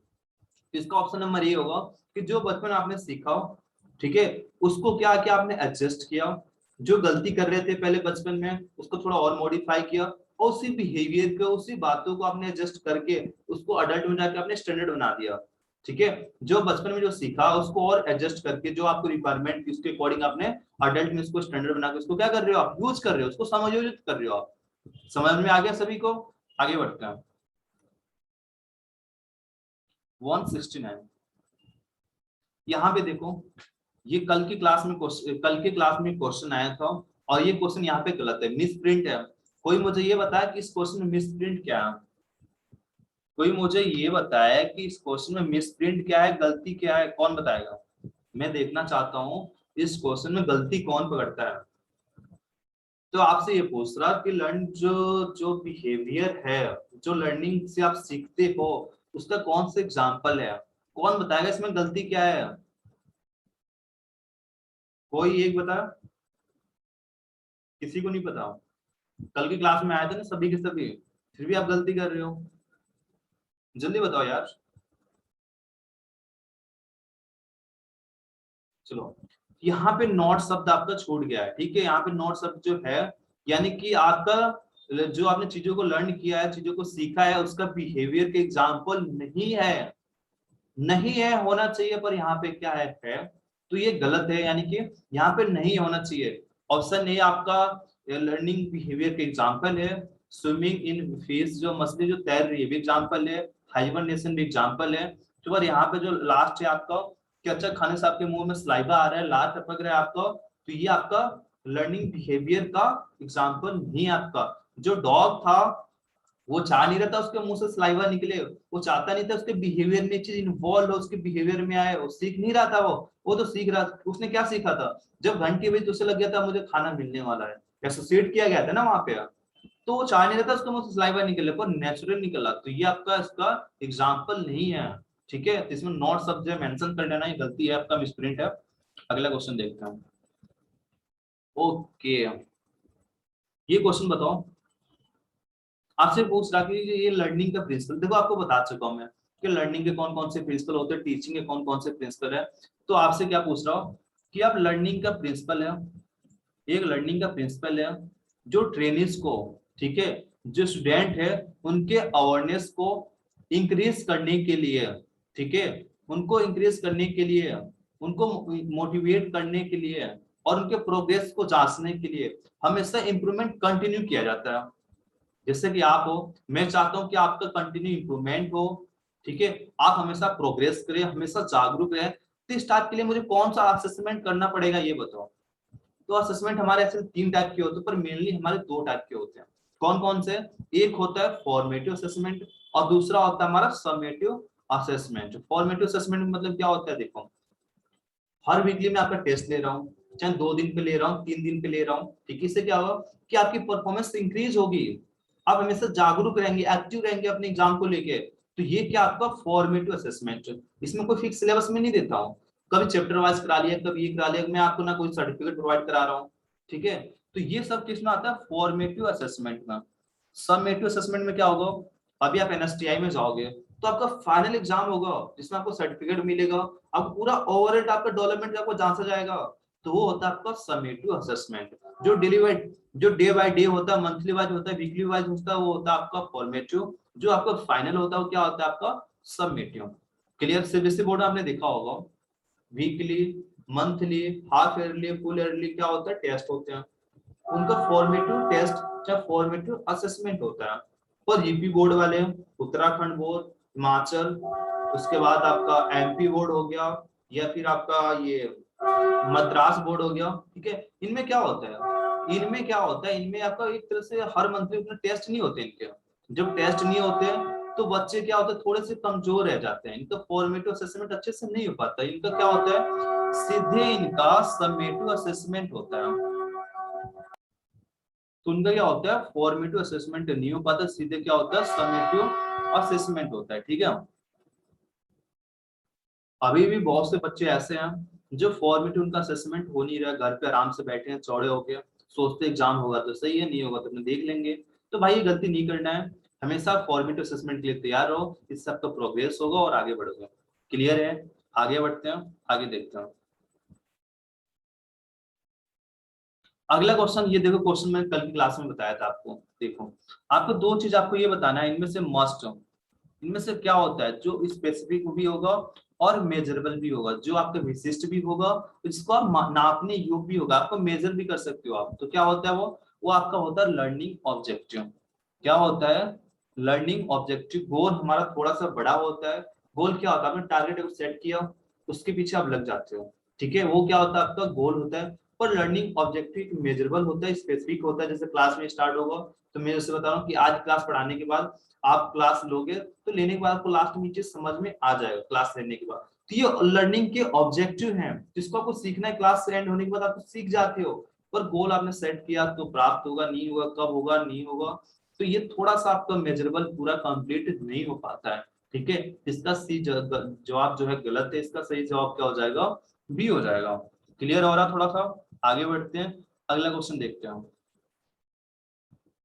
यहाँ पे देखो, जब हम सिलेबस का एनालाइज करते हैं, जब हम सिलेबस का एनालाइज करते हैं तो इनमें से फॉलोइंग, इनमें से किस वर्क पे, ठीक है, किस काम पे, किस डूइंग पे हमें कंसिडर करना चाहिए, विचार करना चाहिए। जब सिलेबस को हम एनालाइज करते हैं, इनमें से किस बात पे हमें कंसिडर करना चाहिए, ध्यान देना चाहिए। अब देखो, जब आप सिलेबस का एनालाइज करते हो तो आप यही चाहते हो ना कि जो कोर्स है, जो टॉपिक है हमारे सिलेबस में, हमारे कोर्स में फिट हो जाएगा। हाँ, जो आपके सिलेबस में कैसे सेट हो जाएगा उसी को तो आप फोकस करोगे। इसका हो जाएगा आपको ऑप्शन नंबर ये देखना है कि आपके कोर्स में एक साथ कैसे ये टुगेदर या फिर कैसे फिट हो जाते हो। क्लियर हो रहा? आगे बढ़े, चलो। अगर अच्छा लग रहा है तो फटाफट लाइक करो यार, शेयर कर दिया करो। ओके, चलो देखते हैं। ओहो, ये तो बहुत बढ़िया क्वेश्चन है। सबने पक्का रट्टा मारा होगा इस क्वेश्चन को, सबने दिमाग में कॉन्सेप्ट को सीखा नहीं होगा, सबने रट्टा मारा होगा। देखो यहाँ पे देखते हैं। देखो जो ब्लूम्स बाबा है ना, जो ब्लूम्स बाबा हैं, तो इन्होंने तीन चीज पे फोकस किया था। कैप के बारे में एक कॉग्निटिव स्किल था, एक साइकोमोटर स्किल था, एक आपका साइकोमोटर, एक अफेक्टिव डोमेन था। तीन आपके डोमेन थे। तीनों डोमेन में क्या थे? आपके अलग अलग लेवल थे। ठीक है, तीनों डोमेन में क्या थे? अलग लेवल थे। कॉग्निटिव में आपके 6 लेवल थे, अफेक्टिव में आपके 5 लेवल थे, और साइकोमोटर वाले में आपके 6 लेवल थे। यानी कैप और 6 5 6, 6 5 6, ठीक है, 6 लेवल, 5 लेवल, 6 लेवल। तो आपसे ये पूछ रहा है यहाँ पे कि जो आपका ब्लूम्स टैक्सोनॉमी जो है, उनमें कौन से लेवल को हम डिफाइन, डिफाइन या फिर पंचायत के नाम से आता है इसमें, आपको उस लेवल को आइडेंटिफाई करना है जो आपका डिफाइन पंचायत में आता है। किसमें आता है? डिफाइन पंचायत में आता है। पंचायत क्या हो गया? एक नाम हो गया। डिफाइन क्या मतलब? उसको परिभाषित करना है, किसमें आएगा। तो ये बात पूरी कॉग्निटिव डोमेन में। कॉग्निटिव डोमेन में हमारे कितने स्टेप होते हैं? 6 स्टेप होते हैं। कौन कौन से होते हैं? पहला होता है हमारा नॉलेज, यहाँ पे मेंशन है। दूसरा होता है कॉम्प्रिहेंशन। तीसरा होता है कौन सा? एप्लीकेशन। चौथा, तीसरा कौन सा है? एप्लीकेशन। चौथा होता है आपका एनालाइज। पांचवा होता है सिंथेसिस। और छठा होता है हमारा क्रिएट या फिर क्रिएटिंग होता है छठा। ठीक है, तो यहाँ पे पूछ रहा है डिफाइन पंचायत। तो आपको सबसे पहले पता होना चाहिए एक्टिव वर्क के बारे में कि नॉलेज का एक्टिव वर्क क्या होता है, कॉम्प्रिहेंशन का एक्टिव वर्क क्या होता है, एप्लीकेशन का क्या होता है, सिंथेसिस का क्या होता है, और आपका क्रिएट का एक्टिव वर्क होता है क्या। देखो नॉलेज, नॉलेज का एक्टिव वर्क क्या होता है? डिफाइन हो गया, नेम हो गया, डिफाइन, डिस्क्राइब हो गया। डिस्क्राइब, डिफाइन, चाहे नेम वगैरह जितने भी नाम आती है सब किसमें आता है? नॉलेज के एक्टिव वर्क है। ठीक है, तो यहाँ पे देखो क्या है? डिफाइन है, डिफाइन पंचायत है। तो यहाँ डिफाइन भी आ रहा, पंचायत क्या है? एक नाम हो गया। तो ये किसके एक्टिव वर्क है? ये आपके नॉलेज के हैं। ठीक है, नॉलेज में बस आप जानती हो कि क्या है क्या नहीं है। एक छोटा सा बच्चा एबीसीडी पढ़ता है तो नॉलेज ले रहा है, वो उसको एक तरह से जानते नहीं है, बस पढ़ता जाता है, ये नॉलेज हो गया। कॉम्प्रिहेंशन में क्या होता है? उसको अंडरस्टैंड करता है, उसको समझता है, उसको जानता है। तो यहाँ पर जो एक्टिव वर्ब आपके डिफाइन था, चाहे डिस्क्राइब था, ठीक, चाहे नेम था, तो ये आपका नॉलेज का था। कॉम्प्रिहेंशन में क्या हो जाएगा? एक्सप्लेन। जो चीज आपने नॉलेज में लिया उसको अपने अपने शब्दों में सामने वाले के आप कैसे बताओगे, उसको एक्सप्लेन कैसे करोगे। तो जो आपका एक्सप्लेन शब्द है, ये किसका एक्टिव वर्ब है? कॉम्प्रिहेंशन का। क्यों? कॉम्प्रिहेंशन मतलब होता है अंडरस्टैंड करना। अपने लैंग्वेज में सामने वालों को समझाना। एप्लीकेशन में क्या हो जाएगा, एप्लीकेशन का होता है अप्लाई, चीजों को आप कैसे अप्लाई करते हो, कैसे चीजों को अप्लाई करते हो सामने, ठीक है। तो ये हो गया अप्लाई, हो गया किसका, अप्लाई हो गया, चाहे यूज हो गया, ये सब एप्लीकेशन के एक्टिवर हो गए। एनालाइज का क्या होता है, सेपरेट करना, सेपरेट करना, चीजों को ब्रेक करना, एनालाइज करना, चीजों को सेपरेट करना किसका होता है, एनालाइज का। चीजों को असेंबल करना, क्रिएट करना किसका होता है, सिंथेसिस का होता है, ठीक है। जबकि लास्ट में आपका क्या है, लास्ट में क्या आपका सिंथेसिस के बाद लास्ट में आपका क्या है, इवोल्यूशन। लास्ट वाला मैं सॉरी मैं लास्ट वाला क्रिएट बोल गया था। लास्ट क्या होता है, इवोल्यूशन होता है। और इवोल्यूशन का एक्टिवर क्या होता है, इवोल्यूशन का एक्टिवर होता है आपको जस्टिफाई करना, ठीक है, उसके लेवल को जांचना, इवोल्यूएट करना। तो समझ में आ गया होगा डिफाइन किसका एक्टिवर है, यूज किसका एक्टिवर है, एक्सप्लेन किसका एक्टिवर है, और सेपरेट किसका एक्टिवर है। आगे देखते हैं अगला क्वेश्चन। अगला क्वेश्चन क्या आपका कि लेसन प्लान जो आप क्रिएट करते हो तो उसके बेनिफिट क्या है, लेसन प्लान के बेनिफिट क्या है, जल्दी बताओ। Option A B C D क्या होगा, किसका हो जाएगा आपका, option number B C, both, ये दोनों हो जाएगा। दोनों क्या हो जाएगा, दोनों इसका हो जाएगा कि जो एक्टिविटी में जितना टाइम आपने स्पेंड किया उसकी हेल्प भी करता है ये, ठीक है। और जो आपके जो स्टूडेंट हैं उनके लर्निंग की जो स्टाइल है उसको भी आप लेसन प्लान के बेनिफिट्स है, तो इसके दोनों बिल्कुल सही जवाब है। अगला क्वेश्चन देखते हैं। अगला क्वेश्चन आ गया आपका, बिल्कुल मजेदार क्वेश्चन है। देखो हमारी जो लर्निंग होती है दो टाइप की होती है, एक होती है ट्रेडिशनल जो पारंपरिक बोलते हैं, और दूसरी होती है फ्लिप्ड क्लासरूम। फ्लिप्ड क्लासरूम में क्या होता है कि आप घर में क्लास लेने के बाद, ऑनलाइन क्लास ले रहे हो, कैसे कर रहे हो, ऑनलाइन पढ़ने के बाद क्लासरूम में जाते हो, तब वहां पढ़ते ये होता है फ्लिप्ड क्लासरूम। जबकि ट्रेडिशनल क्लासरूम क्या होता है, जैसे नॉर्मली जो पढ़ाई हम करते हैं ना, चाहे आप हो चाहे हम है, तो हम क्या करते हैं ट्रेडिशनल, चाहे एक तरह से पारंपरिक शिक्षा लेते हैं, क्लास में पढ़ते हैं, जो होता है फिर घर जाते हैं उसको एक तरह से पढ़ते हैं। पर फ्लिप क्लासरूम में जस्ट अपोजिट होता है, इसमें घर पढ़ने के बाद हम क्या करते हैं, स्टूडियो में जाते हैं। तो वही कह रहा आपसे यहाँ पे कि आपसे कौन सा इंस्ट्रक्शनल टेक्नोलॉजी मेथड है, इंस्ट्रक्शनल टेक्नोलॉजी कौन सा मेथड है जिसमें जो हमारे स्टूडेंट होते हैं, ठीक है, हाँ, जिसमें स्टूडेंट क्या पढ़ने के बाद क्या करते हैं, क्लासरूम में आके रीडिंग करते हैं, पढ़ने के बाद क्या करते हैं, क्लास में आते हैं उससे रीडिंग करते हैं। तो ये होता है हमारा फ्लिप्ड क्लासरूम। क्या होता है, फ्लिप्ड क्लासरूम। क्लियर हो गया सभी को, आगे बढ़े, चलो आगे बढ़ते हैं। अगला तो बहुत सिंपल है यार, बहुत ही सिंपल, करो उसको फटाफट जवाब दो कि डेवलपमेंट टास्क मॉडल है किसने दिया था, टास्क मॉडल नहीं है सॉरी, कोन ऑफ एक्सपीरियंस है किसके द्वारा डेवलप किया गया था। जो कोन ऑफ एक्सपीरियंस जो डेवलप मॉडल है किसने दिया था, तो ये दिया था डेल ने दिया था, किसने दिया था, डेल ने दिया था। डेल कोन ऑफ एक्सपीरियंस आपने पढ़ा होगा ना, कब दिया था, ओके चलो ठीक है। 1946 में आया था ना, कब आया था, रिवाइज्ड कब आया था इसका 1969 में, ओरिजिनल कब आया था 1946 में। ब्लूम्स टेक्सोनोमी के बारे में बात नहीं हो रही, डेल कोन ऑफ एक्सपीरियंस के बारे में बात हुई है, ओके। यहाँ पे क्या आपका कार रिपेयर वर्कशॉप के लिए आप कौन सा फ्लो वर्क यूज करोगे, कौन सा शीट यूज करोगे, तो कार रिपेयरिंग वर्कशॉप के लिए आप कौन सी शीट करोगे, तो ऑपरेशन शीट यूज करोगे। कौन सा शीट यूज करोगे आप वहां पे, तो आप करोगे ऑपरेशन शीट। क्लियर हुआ, आगे बढ़े, कौन सा शीट यूज करोगे, ऑपरेशन शीट आप यूज करोगे। आगे देखते हैं अगला क्वेश्चन। देखो जो हमारा जॉब शीट होता है ना,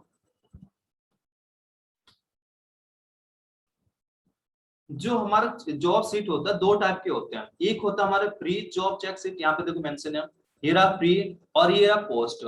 हमारे जो चेक सीट होते हैं, जॉब सीट जो होती है दो टाइप का होता है, पहला होता है प्री जॉब चेक सीट और दूसरा होता है post job check sheet. Pre job check sheet क्या होता है, जब आप काम करने स्टार्टिंग में जाते हो तो आपके पास एक पूरा डाटा आता है कि ये कहाँ काम पे कौन कौन से लेवल पे जाएगा, उस पेज में स्टार्टिंग में कुछ नहीं लिखा होता है, तो होता है आपका pre job check sheet. Post job check sheet क्या होता है, जब आपका जो जो चीज है जो आप वर्क कर रहे हो पूरा कंप्लीट हो गया है, कहाँ पे गया है, डाटा डाटा क्या क्या उसके अंदर डाटा भरा गया, क्या है उसमें चीजें भरी गई, तो किसमें होता है, वो होता है आपका पोस्ट जॉब चेक सीट। तो ही पूछ रहा आपका पोस्ट और प्री जॉब चेक शीट हम कहाँ पे यूज करते हैं, तो यहाँ पे देखो हाँ, इसका हो जाएगा ऑप्शन नंबर ए। यानी कि शुरुआत करने के बाद किए गए कार्यों की गुणवत्ता का आकलन करना। यानी जब हमने जॉब स्टार्ट किया करने के लिए तो कहाँ कहाँ पे गया, किसके क्या उसके पास क्या, उसकी क्वालिटी को चेक करने के लिए हम प्री और post job check sheet use करते हैं। क्लियर हुआ? चलो आगे बढ़ते हैं, अगला क्वेश्चन देखते हैं। अगला क्वेश्चन क्या आपका कि जो आपके मल्टीपल, यार गले में खराश होगी इतना बोलते बोलते। तो यहाँ पे क्या है कि आप चाहते हो कि जो आपके मल्टीपल चॉइस जो क्वेश्चन है वो बहुत ही बढ़िया रहे, बहुत ही अच्छे रहे। तो इसके लिए क्या करना है आपको, आप वहां पे कम से कम 3 से 5 ऑप्शन वाले आप वहां पे टेस्ट को करोगे। ठीक है, कैसे बनाओगे टेस्ट, जिसमें आप कम से कम 3 से 5 आपके ऑप्शन है, वहां कैसे हो, रीजनेबल हो, आप थोड़ा सा लॉजिकल, आप उसको सोचो और समझो और फिर जवाब दो। क्लियर हुआ? आगे बढ़े, चलो आगे बढ़ते हैं। ये देखो यार, बहुत ही, सबसे पहले मुझे ये बताओ कि किर्कपैट्रिक जो मॉडल है, ठीक है, किस चीज को इवैल्यूएट करने के लिए, किसको इवैल्यूएट करने के लिए ये मॉडल को यूज किया गया, जल्दी बताओ। किर्कपैट्रिक जो मॉडल है इसको हम बोलते हैं इवोल्यूशन मॉडल भी कहते हैं। चीजों को इवैल्यूएट करने के लिए, चीजों को इवैल्यूएट करने के लिए हम किर्कपैट्रिक मॉडल यूज करते हैं। कौन सा, जो आपका कौन सा है, एडे मॉडल। अरे जल्दी बताओ यार, बता चुका हूं। जो आपका एडे मॉडल होता है उसका जो लास्ट स्टेप है एडे, लास्ट में जो आपका ई है जिससे बोलते हैं इवोल्यूशन, उसको इवोल्यूट करने के लिए हमने कौन सा मॉडल यूज किया, हमने किया किर्कपैट्रिक मॉडल। इसमें आपके 4 लेवल होते हैं। 4 लेवल कौन कौन से होते हैं यहाँ पे देखो। पहला होता है हमारा पहला होता है हमारा, हाँ पहला होता है रिएक्शन, दूसरा होता है लर्निंग, तीसरा होता है बिहेवियर और चौथा होता है रिजल्ट। ये चारों सीक्वेंस में है। पहला रिएक्शन होता है, दूसरा लर्निंग होता है, तीसरा बिहेवियर होता है, चौथा हमारा रिजल्ट होता है। तो आपसे वही पूछ रहा जो किर्कपैट्रिक इवोल्यूशन मॉडल है, कौन से लेवल में आपके नॉलेज, स्किल और एटीट्यूड आपका चेंज होता है, कौन से लेवल में आपके नॉलेज, स्किल और आपका एटीट्यूड चेंज होता है। देखो जब आप लर्निंग करोगे, चीजों को सीखोगे, तभी तो आपका चेंज होगा यार। नॉलेज, स्किल और एटीट्यूड कब चेंज होगा, जब चीजों को लर्न करोगे, जब चीजों को सीखोगे। तो ये आता है आपका लर्निंग नाम। ठीक है, किसका हो जाएगा ए। रिएक्शन में क्या होता है, जब आपको टीचर आपको पढ़ा पढ़ा रहा है तो आपका रिएक्शन देखता है कि आपका रिएक्शन क्या क्या, उसके बातों को सुन रहे हो, उसके बातों को अंडरस्टैंड कर रहे हो, तो ये हो गया आपका रिएक्शन।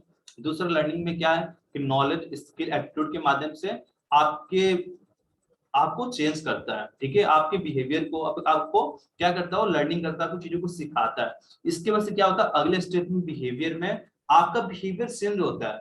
अगर आपको नॉलेज मिलेगा, स्किल मिलेगी, एटीट्यूड मिलेगा, तो क्या होगा, टाइम पे आपका जो बिहेवियर जो पहले खराब था, जब आपकी नॉलेज में क्या होता है, ग्रोथ होता है, तो आपका बिहेवियर यहाँ पे चेंज होता है। रिजल्ट क्या है कि आपने 3 चीज आपने सीख लिया है, तो जब आपका बिहेवियर चेंज हो गया, आप किसी इंस्टीट्यूट वगैरह में गए, ठीक है, तो जो चीज आपने सीखा क्या उसको यूज करके सामने वालों को फायदा मिल रहा, तो उसका रिजल्ट आपका वहां पता चलता है। ठीक है, क्लियर हुआ? ये चीज आपको किसी किताब में नहीं मिलेगा जो मैं आपको समझा रहा हूँ।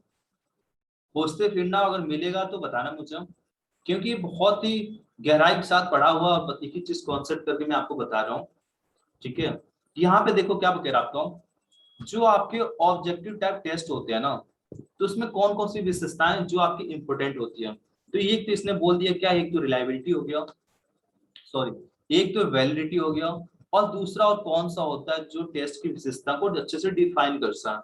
तो पहला रिलायबिलिटी हो गया और दूसरा वैलिडिटी हो गया। तो यहाँ पे देखो रिलायबिलिटी आपका ऑप्शन नंबर डी है, इसका सही जवाब हो जाएगा आपका ऑप्शन नंबर डी, यानी कि रिलायबिलिटी क्या हो जाएगा, रिलायबिलिटी इसका बिल्कुल सही जवाब है। अगला क्वेश्चन देखते हैं। देखो ये क्वेश्चन बताया था ना, जो 82 क्वेश्चन है, अभी मैंने आपको बताया भी ये क्वेश्चन कि क्लासरूम को आप अरेंजमेंट कर रहे हो, वहां पे क्या था, लेक्चर मोड था, कि लेक्चर मोड में आप कैसे बैठाओगे। और यहाँ पे क्या आपका ग्रुप वर्क है, यहाँ पे देखो फोकस करो, क्या है ग्रुप वर्क। मैंने क्या बताया था, जब आप ग्रुप में वर्क कर रहे हो, काम कर रहे हो, तो आप कैसे अरेंज करोगे, क्लस्टर के फॉर्म में। क्लस्टर के फॉर्म में क्या होगा, यहाँ पे देखो, क्लस्टर के फॉर्म में ऐसे होता है, क्लस्टर के फॉर्म में क्या होता है कि आप जैसे 360 एंगल पूरा सर्कल हो गया, तो आप क्या करते हो, 270 एंगल पे आप बैठे होते हो, सामने का जो 90 एंगल होता है वो खुला होता है। जब आप पार्टी वगैरह में जाते हो देखते हो कि 3 हिस्से में आप तो चेयर पे तो बैठे रहते हो, जो सामने का हिस्सा होता है वो खाली होता है। ठीक है, यानी ग्रुप वर्क वहां पे कर रहे हो आप, तो इसे बोलते हैं क्लस्टर के फॉर्म होता है। क्या होता है? क्लस्टर का फॉर्म होता है। तो ग्रुप वर्क होगा तो क्लस्टर होगा, लेक्चर मोड है तो रो एंड कॉलम होगा। अगर आप डेमोन्स्ट्रेट कर रहे हो तो आप क्या करेगा, आपको क्या करना है, सी सर्कल में होगा। आपको क्या करना, सी सर्कल में आपको वहां पे होना है। स्टैंड अप रहते हो आप उसमें। 83 देख लेते हो। हाँ, यहाँ ये क्वेश्चन भी बता चुका हूँ ना। देखो सारे क्वेश्चन बताए हुए यार, कि काउंसलर क्या नहीं कर सकता है। काउंसलर है कैन नॉट, काउंसलर जो है क्या चीज नहीं कर सकता है। तो काउंसलर कभी भी काउंसलिंग के लिए डिसीजन नहीं ले सकता है भाई। ठीक है, कभी भी जो काउंसलर है काउंसलिंग के लिए डिसीजन नहीं लेता है। डिसीजन हमेशा काउंसलिंग ही लेता है। पर यह उसको इतना किस काबिल कर देता है तो उसके लिए क्या सही है क्या गलत है उसे पता चल जाता है और खुद अपना डिसीजन ले सकता है। कभी भी काउंसलर डिसीजन नहीं लेता। ओके, अगला क्वेश्चन देखते हैं। यहाँ पे देखो, ये तो आपके साथ होना है, फ्यूचर में आप एक तरह से टीचर बनोगे तो ये क्वेश्चन तो आपके सामने आने हैं कि क्लास में टेस्ट हो रहा है, एक छात्र दूसरे छात्र को इधर उधर झांक रहा है, देख रहा है कि कौन सा सही है कौन सा गलत है। आप भी करते हो, ठीक है, हमने भी किया। तो आप पूछ भी रहा है, जब तो झांक इधर उधर देख रहा है वो, तो पूछताछ करने पर छात्र कहता है कि उसका जो तबीयत तो सही नहीं था, इसलिए उसने अच्छे से तैयारी नहीं कर पाया। और जो बंदा है, जो स्टूडेंट है, वो कैसा मेहनती है। तो उस स्थिति में आप क्या करोगे? अब बताओ उस स्थिति में आप क्या करोगे अगर टीचर हो तो आपको क्या करना है, उसको आप स्ट्रिक्ट रहना। किसी भी कोई स्टूडेंट हो आपको उसको चेतावनी देनी ही देनी है। नहीं तो अगर उस टाइम अगर दबाव नहीं डालोगे ना तो आगे चल के वो ऐसे करेगा, आगे चल के भी पढ़ाई नहीं करेगा और ऐसी दिक्कत होगी। उस टाइम तो छोड़ दोगे तो उसको चेतावनी आपको देना ही देना है।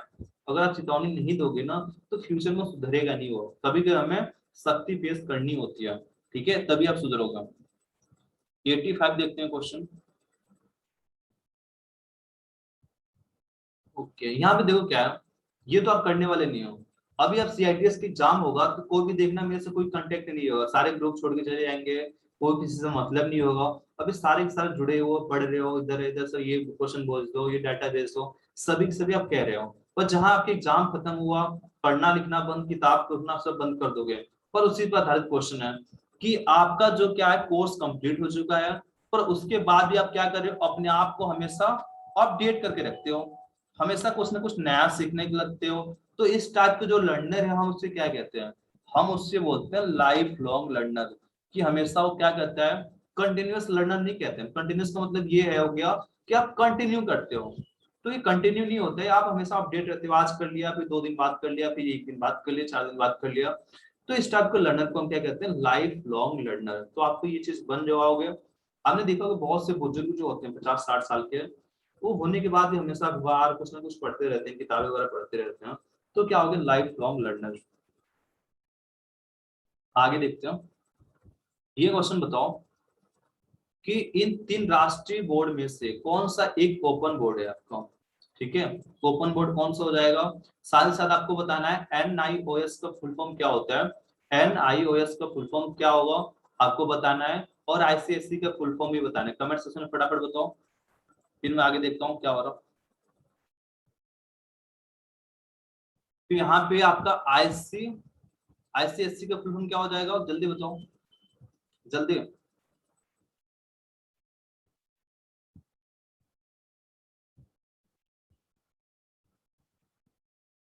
किसका हो जाएगा आपका, जल्दी यार जल्दी बताओ, किसी का जवाब नहीं आ रहा अभी।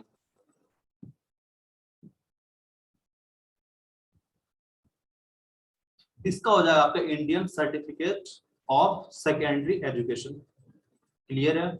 जबकि NIOS इसका सही जवाब हो जाएगा आपका, NIOS फुल हो जाएगा। बाकी इसका फुल फॉर्म बताओ, इसका फुल फॉर्म क्या होगा।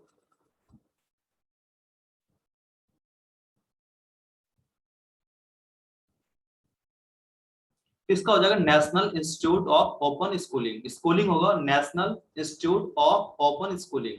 ओके, आगे देखते हैं अगला क्वेश्चन। हाँ, यहाँ पे बताओ कि जब आप किसी को एक तरह से लोन दे रहे हो, ठीक है, तो आप उसके कौन कौन से बातों पे आप ध्यान दोगे। बैंक है किसी को ऋण देता है लोन देता है तो किसको ध्यान देगा, सब चीज पर ध्यान देगा यार। उस पर्पज क्या है, सेफ्टी क्या है, कितना धन ले रहा है, सब पे फोकस करेगा। तो इसका हो जाएगा आपका ऑल ऑफ दिस। आज का थर्ड लास्ट क्वेश्चन देखते हो। ओके, देखो क्वेश्चन आ गया आपका कि objective of stand up India mission. देखो इससे पहले क्वेश्चन क्या आया था आपका कि प्रधानमंत्री मुद्रा योजना, उसमें क्या था, उसमें जो मेन ऑब्जेक्टिव उसके क्या थे कि आपको 10 लाख का आपको लोन प्रोवाइड किया जा रहा था जिससे आप छोटे मोटे बिजनेस को स्टार्ट कर सको। पर यहाँ पे क्या है, objective of stand up India mission. Okay, इनका मकसद क्या है, 10 लाख से लेके 10 लाख से लेके आपको 10 लाख से लेकर 100 लाख के लोन प्रोवाइड करना। चाहे मैं ये बोल सकता हूँ कि 10 लाख से लेकर 1 करोड़ में आपका लोन प्रोवाइड करना। ओके, पर यहाँ पे क्या आपका देखो, तो यहाँ पे क्या मेंशन आपका 5 लाख से 10 लाख, पर 10 लाख से ज्यादा है ना, इसमें आपको लोन कितना दिया जाता है, 10 लाख से 1 करोड़ तक के बीच में। फिर यहाँ पे ऐसा मेंशन नहीं है। और साथ ही साथ इनका क्या मेंशन है कि इंटरप्रेन्योरशिप को बढ़ावा देना, उसको स्थापित करना। साथ ही साथ इनका क्या टारगेट है कि जो SC ST वाले जो वुमेन्स जो है उनको क्या करना है, जो SC ST वाले जो वुमेन्स हैं उनको मॉनिटराइज करना है। ठीक है, उनको क्या करना है, मॉनिटराइज करना है, यानी कि जो अल्पसंख्यक जो हैं उनकी हेल्प करना है। तो इसका तीनों होता है। ओके, पर मैं एक बार बता दूं मैं आपको, जो 19 वाला जो PDF है वहां पे इसका आंसर C दिया गया है। ठीक है, पर जो 18 वाले जो PDF है, ये जो PDF है इसमें क्या दिया गया है, इसमें दिया गया ऑप्शन नंबर A। देखो खोलना, मैं आपको सेंड करूंगा इसको। तो इसमें क्या दिया हुआ, ए आंसर दिया गया है। अब पर जो 19 वाली PDF है वहां पे उसका जवाब ऑप्शन C दिया गया है। अब कंफ्यूज करने वाली है या नहीं है, मुझे ये बताओ। ऑप्शन बी भी होता है इसका, ऑप्शन बी कब होता, जब इसमें होता आपका 10 लाख से लेकर 1 करोड़ के बीच में, तो इसका ABC तीनों हो जाता। ठीक है, पर यहाँ पे क्या है, इस वाले जो 18 वाले PDF में भेजूंगा देखना, उसमें ऑप्शन A मेंशन है, पर 19 वाले में क्या ऑप्शन C मेंशन है। तो भाई कंफ्यूज क्रिएट होने वाली बात है ना। तो आपको चाहे कोई भी आ जाए, आपको हमेशा C के साथ जाना है। हमेशा लॉक कर लो, A इसका दिया हुआ है इसमें, पर हमेशा आपको C के साथ जाना है। ठीक है, 1 नंबर पे C रखो, 2 नंबर पे आप A रखो। क्लियर है, आगे देखते हैं। अगला क्वेश्चन ये है, देखो 4P मार्केटिंग, आपको पता होना चाहिए 4P मार्केटिंग में क्या क्या आता है क्या क्या नहीं आता। ठीक है, 4P मार्केटिंग आपको पता होना चाहिए। तो पूछ रहा आपका 4P जो मार्केटिंग है, तो ऐसा क्या चीज है जिसको देखते ही क्लियर आप उसको अंडरस्टैंड कर लो कि उसमें कौन कौन सा ऑफर मिल रहा है आपको। देखो यहाँ पे क्या है, 4P मार्केटिंग मिक्स। मार्केट को बढ़ावा देने के लिए सबसे पहले क्या आया था, 4P आया था। तो आप किस चीज को देखते तुरंत एक तरह से अंडरस्टैंड कर लोगे कि उस पर ऑफर क्या दिया जाता है, किस पे ऑफर दिया जाता है। जो 4P है, किस चीज पे डायरेक्ट ऑफर दिया जाता है, जिसको कलर डायरेक्ट आप उसको अंडरस्टैंड कर लेते हो। तो जो भी प्रोडक्ट होता है आपका, उसी पे तो आपको ऑफर दिया जाता है। तो सबसे पहले होता है प्रोडक्ट, उसके बाद होता है प्राइस, उसके बाद होता है प्लेस, उसके बाद होता है प्रमोशन। तो आपके 4P में 4 होते हैं। पहला होता है प्रोडक्ट, दूसरा होता है प्राइस, तीसरा होता है प्लेस, और तीसरा होता है प्रमोशन। तो जो आप प्रोडक्ट है उसी पे तो हम ऑफर देते हैं ना, उससे देखते हो डायरेक्ट क्या करते हो, अंडरस्टैंड कर लेते हो कितना छूट मिल रहा है कितना छूट नहीं मिल रहा। प्राइस पे नहीं करते हो, प्रोडक्ट पे आपको ऑफर दिया जाता है। ठीक है, अगला क्वेश्चन देखते हैं। अगला क्वेश्चन ये देखो। ओके, बहुत बढ़िया। हाँ, online material, online material mostly जो ज्यादातर हम जिससे आप इंटरेक्टिव होते हैं, एक तरह से ज्यादा अंतरक्रियाशील होती है, तो इसलिए कौन से मटेरियल ज्यादा यूजफुल होगा ऑनलाइन क्लासरूम के लिए, तो इसके लिए होता है ऑडियो विजुअल। अभी आप क्या कर रहे हैं, ऑडियो और विजुअल दिखाया जा रहा है। जब ऑडियो विजुअल दिखाया जाता है, जो आपका कोन ऑफ एक्सपीरियंस है, उसमें आप 50% चीजों को सीखते हो। ऑडियो विजुअल के माध्यम से आप वहां कितना सीखते हो, 50%। जब डूइंग में होते हो, ओके, जब खुद जैसे मैं प्रेजेंट कर रहा हूं, अगर आप खुद प्रेजेंट करते हैं तो आप कितना सीखते हैं, 90%। ऑडियो विजुअल से कितना सीख रहे हो, 50%। तो ज्यादा इंपॉर्टेंट यहाँ पे क्या आ जाएगा, ऑडियो विजुअल। ये आज का लास्ट क्वेश्चन था। ठीक है, ये आज का लास्ट क्वेश्चन था। ये हमारा लेवल जो 1 है कंप्लीट हो चुका है। ठीक है, लेवल 1 हमारा कंप्लीट हो चुका है। लेवल 2 कल से हम स्टार्ट करेंगे।